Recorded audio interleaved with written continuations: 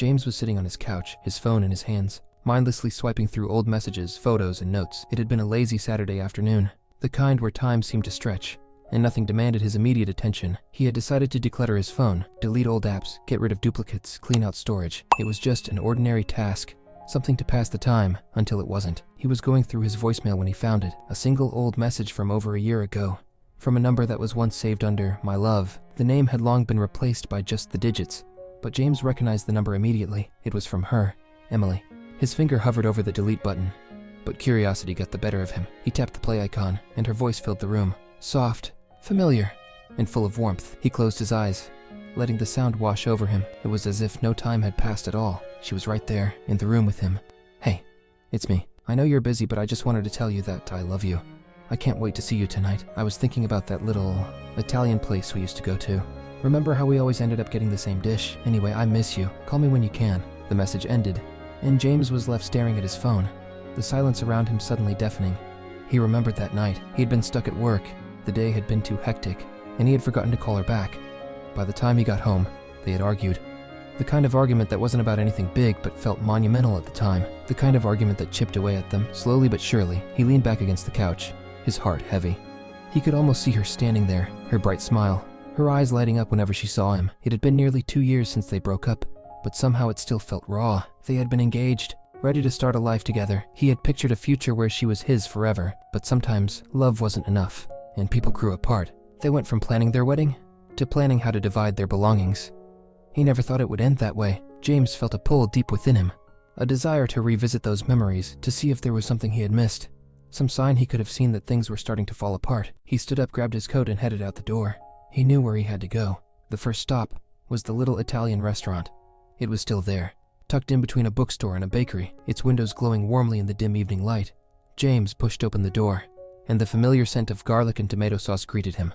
The restaurant was almost empty, just a few patrons scattered around. He asked for a table for one, sitting at the same spot where they used to sit, near the window. He could almost see her across from him, her hair falling over her shoulder as she leaned over the table, laughing at something he'd said. They used to talk for hours, about anything and everything, losing track of time as they sipped wine and shared their favorite pasta dish. He remembered the way her eyes would crinkle when she smiled, how she would reach across the table to hold his hand, her thumb brushing against his knuckles. The waiter brought his order, the same dish they used to share.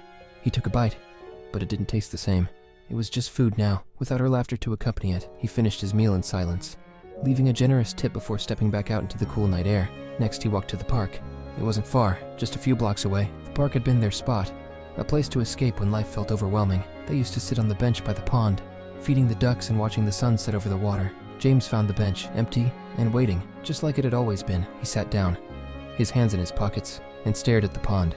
He remembered the time they had come here in the rain, laughing as they ran for cover under the trees, her hair damp and clinging to her face. She had looked beautiful even then, her smile radiant despite the downpour. They had kissed under those trees, a kiss that felt like a promise that they would always find a way back to each other, no matter what. But they hadn't found their way back. Life had taken them in different directions, and they had let go of each other, bit by bit, until there was nothing left to hold on to.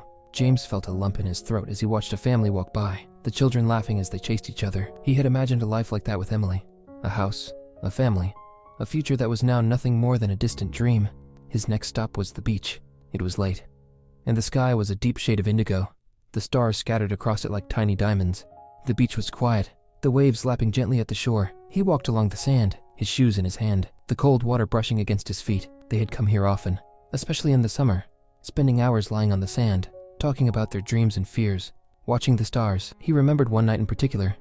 They had been lying on a blanket, her head resting on his chest, as they talked about their future. They had made plans, big, beautiful plans that seemed so real at the time. He had promised her the world, and she had believed him, but promises were easy to make, and life had a way of getting in the way. James sat down on the sand, staring out at the horizon. He could almost hear her laughter, the way it would blend with the sound of the waves, the way she would look at him like he was the only person in the world. He closed his eyes, letting the memories wash over him, the pain and the joy mixing together until he couldn't tell them apart. He pulled out his phone, scrolling through his contacts until he found her number. He knew she wouldn't answer. She had moved on, found someone else, someone who could give her the life she deserved. But he needed to say goodbye, even if she would never hear it. He took a deep breath and hit the record button. "Hey, it's me. I found your old voicemail today. I don't know why I listened to it, but it made me think of us, of everything we had. I wanted to say that I'm sorry. I'm sorry for the times I wasn't there, for the times I took you for granted. You deserved better, and I hope you found it. I really do." He paused, his voice catching in his throat. The waves crashed against the shore, the sound filling the silence. "I went to all our places today. The restaurant, the park, the beach. I wanted to remember the good times, the times when we were happy. And we were happy, weren't we? I hope you remember that too. I hope you remember the laughter, the love, the way we used to dream." He closed his eyes, the tears spilling over, his heart aching in a way that felt almost unbearable. "I love you, Emily. I think a part of me always will. But I know it's time to let you go, for real this time. I hope you're happy. I hope you're loved. Goodbye, Em." He ended the recording, his thumb hovering over the send button for a moment before he tapped delete. There was no point in sending it. She'd moved on, and it was time for him to do the same. James stood up, brushing the sand off his jeans, and looked out at the ocean one last time. The stars were still shining, the waves still rolling in, and he felt a sense of peace wash over him. He had said what he needed to say, even if no one would ever hear it. He turned and walked away, his heart still heavy but a little less burdened. He knew it wouldn't be easy, that there would be days when the memories would come back, when the ache would return, but he also knew that he could survive it, that he could find a way to move forward, one step at a time. And as he walked away from the beach, the wind at his back and the sound of the waves fading behind him, James knew that he was finally ready to let go.